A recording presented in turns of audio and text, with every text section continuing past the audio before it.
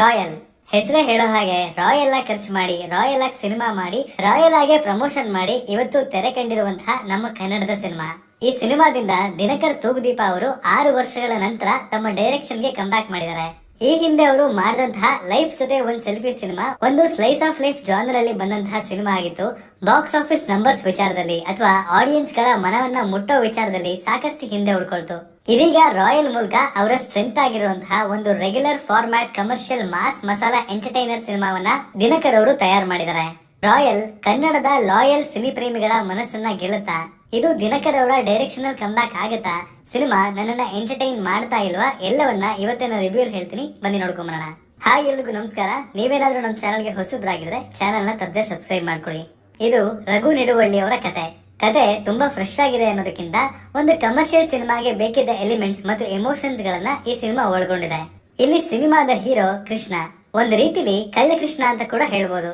Trailer ಅಲ್ಲೇ ನೀವು ಕೇಳಿರೋ ಹಾಗೆ ಲೈಫ್ ಅಲ್ಲಿ ಅವನಿಗೆ ಲಾಯಲ್ ಆಗಿರೋದಕ್ಕಿಂತ ರಾಯಲ್ ಆಗಿರೋದೇ ಮುಖ್ಯ. ಅದಕ್ಕೋಸ್ಕರ ಯಾರ ತಲೆನ್ ಬೇಕಿದ್ರು ಅಡ ಇಟ್ಟು ದುಡ್ಡು ಮಾಡ್ಕೊಂಡು ಲೈಫ್ ಅನ್ನ ಕೇರ್ ಫ್ರೀ ಆಗಿ ನಡೆಸ್ತಾ ಇರ್ತಾನೆ.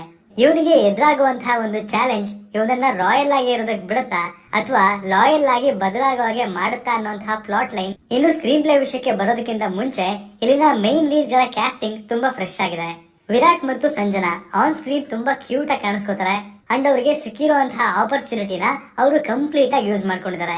ಅದ್ ಹೆಂಗೆ ಅಂದ್ರೆ, ಕೆಲವು ಸಲ ನಾವು ಎಕ್ಸಾಮ್ಗೆ ಚೆನ್ನಾಗಿ ಓದಿದಾಗ ಆನ್ಸರ್ ಬುಕ್ಲೆಟ್ ನ ಪೂರ್ತಿ ತುಂಬಿಸ್ಬಿಟ್ಟಿರ್ತೀವಲ್ಲ, ಹಾಗೆ ಅವರು ಕೂಡ ಡ್ಯಾನ್ಸ್ ಆಗ್ಲಿ, ಸ್ಟಂಟ್ಸ್ ಆಗ್ಲಿ, ಎಮೋಷನಲ್ ಸೀಕ್ವೆನ್ಸ್ ಗಳಾಗ್ಲಿ ತುಂಬಾ ಅಚ್ಚುಕಟ್ಟಾಗಿ ಪರ್ಫಾರ್ಮ್ ಮಾಡಿದ್ದಾರೆ.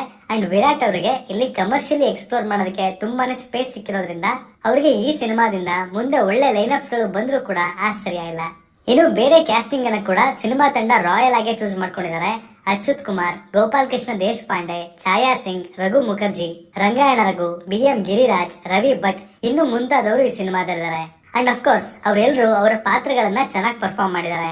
ಬಟ್ ತುಂಬಾ ಗಮನ ಸೆಳೆದಿದ್ದು ರಘು ಮುಖರ್ಜಿ ಅವರು ಇನ್ ನೆಗೆಟಿವ್ ಶೇಡ್, ಅದು ಆಫ್ಟರ್ ಇನ್ಸ್ಪೆಕ್ಟರ್ ವಿಕ್ರಮ್. ಅವರ ಆಕ್ಟಿಂಗ್ ಎಬಿಲಿಟೀಸ್, ಸ್ಟೈಲ್, ವಿಟ್ಟಿ ನೇಚರ್ ಎಲ್ಲವನ್ನ ಚೆನ್ನಾಗಿ ತೆರೆ ಮೇಲೆ ತಂದಿದ್ದಾರೆ, ವಿಚ್ ಇಸ್ ಗುಡ್. ಮೋಸ್ಟ್ಲಿ ಇನ್ ಮುಂದೆ ಬಹುಶಃ ಕನ್ನಡದ ಗುಡ್ ಲುಕಿಂಗ್ ಆಕ್ಟರ್ಸ್ ಗಳನ್ನ ಬ್ಯಾಡ್ ಆಸ್ ವಿಲನ್ ಗಳನ್ನಾಗಿ ಮಾಡುವಂತಹ ಟ್ರೆಂಡ್ ಕೂಡ ಶುರು ಆಗ್ಬಹುದು ಅಂತ ಅನ್ಸುತ್ತೆ. ಸ್ಕ್ರೀನ್ ಪ್ಲೇ ವಿಷಯಕ್ಕೆ ಬರೋದಾದ್ರೆ comedy, sentiment, commercial fight sequence ಗಳು, dance numbers, punchy dialogues, mass buildups ಎಲ್ಲವೂ ಇದೆ as a typical regular commercial formula. But ಆ ಕಂಪ್ಲೀಟ್ನೆಸ್ ಅನ್ನುವಂತಹ ಒಂದು ಇಂಗ್ರೀಡಿಯೆಂಟ್ ಇಲ್ಲಿ ಸ್ವಲ್ಪ ಮಿಸ್ ಆಗಿದೆ ಅಂತ ಅನಿಸ್ತು. ಕೆಲವು ಕಡೆ ಎಂಗೇಜ್ ಆಗಿ ಇಟ್ಕೊಳ್ಳುತ್ತೆ, ಎಂಟರ್ಟೈನ್ ಮಾಡುತ್ತೆ. ಇನ್ನೂ ಕೆಲವು ಕಡೆ ರೆಗ್ಯುಲರ್ ಆಗಿ ಸುಮಾರು ಕಡೆ ಇದನ್ನ ನೋಡಿದೀವಲ್ಲ ಅನ್ಸೋ ಫೀಲ್ ಅನ್ನ ಕೂಡ ಬರ್ಸ್ಬಿಡುತ್ತೆ. ಹೀರೋ ಹೀರೋಯಿನ್ ಲವ್ ಟ್ರ್ಯಾಕ್ ನ ರೌಂಡ್ ಆಫ್, ಹೀರೋ ಕ್ಯಾರೆಕ್ಟರ್ ಗೆ ಇರುವಂತಹ ಕಾನ್ಫ್ಲಿಕ್ಟ್ಸ್ ಗಳು ಮತ್ತಷ್ಟು ಎಫೆಕ್ಟಿವ್ ಆಗಿ ಇರಬಹುದಿತ್ತು ಅಂತ ಅನಿಸ್ತು. ಇನ್ನು ವಿಶೇಷ ಅಂದ್ರೆ ಈ ಸಿನಿಮಾಗೆ ಮ್ಯೂಸಿಕ್ ಮಾಡಿರೋದು ಚರಣ್ ರಾಜ್ ಅವರು. ಬೈ ಚಾನ್ಸ್ ಯಾರು ಮ್ಯೂಸಿಕ್ ಮಾಡಿದ್ದಾರೆ ಅಂತ ಗೊತ್ತಿಲ್ಲದೆ ನೀವೇನಾದ್ರೂ ಈ ಸಿನಿಮಾ ನೋಡಿದ್ರೆ ನಿಮ್ಗೆ ಸರ್ಪ್ರೈಸ್ ಆಗುತ್ತೆ. ಬಿಕಾಸ್ ಅವರ ಹಿಂದಿನ ಸಿನಿಮಾಗಳಿಗೂ ಈ ಸಿನಿಮಾಗೂ ಅವರ ಮ್ಯೂಸಿಕ್ ಕಂಪ್ಲೀಟ್ ಆಗಿ ಬೇರೆ ರೀತಿನೇ ಸೌಂಡ್ ಆಗುತ್ತೆ.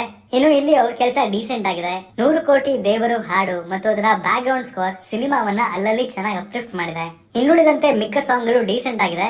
ಸಂಕೇತ್ ಅವರ ಸಿನಿಮಾಟೋಗ್ರಫಿ ಕತೆಗೆ ಏನ್ ಬೇಕೋ ಅದಕ್ಕೆ ತಕ್ಕ ಹಾಗೆ ವಿಜುವಲ್ಸ್ ನ ಪ್ರೊವೈಡ್ ಮಾಡಿದೆ. ಫೈಟ್ ಸೀಕ್ವೆನ್ಸ್ ಗಳ ಡಿಸೈನ್ ಚೆನ್ನಾಗಿದೆ. ಅಂಡ್ ವಿರಾಟ್ ಅವರು ವಿತ್ ಸ್ಟಂಟ್ಸ್ ತುಂಬಾ ಪ್ರಾಮಿಸಿಂಗ್ ಆಗಿ ಕಾಣ್ತಾರೆ. ಸಿನಿಮಾದ ಪ್ರೊಡಕ್ಷನ್ ಕ್ವಾಲಿಟಿ ಚೆನ್ನಾಗಿದೆ.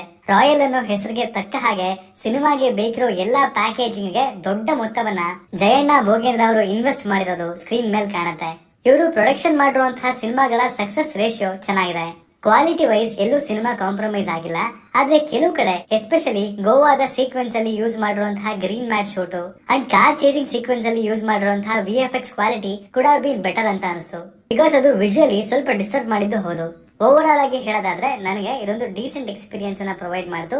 2 ಗಂಟೆ 28 ನಿಮಿಷ ಇರುವಂತಹ ಫ್ಯಾಮಿಲಿ ಆಕ್ಷನ್ ಡ್ರಾಮಾ ಆಗಿರುವಂತಹ ರಾಯಲ್ ಸಿನಿಮಾವನ್ನ ಫ್ಯಾಮಿಲಿ ಆಡಿಯನ್ಸ್ ಯಾವುದೇ ಮುಜುಗರ ಇಲ್ಲದೆ ನೋಡಬಹುದು. ರೆಗ್ಯುಲರ್ ಫಾರ್ಮ್ಯಾಟ್ ಕಮರ್ಷಿಯಲ್ ಸಿನಿಮಾ ಇದು.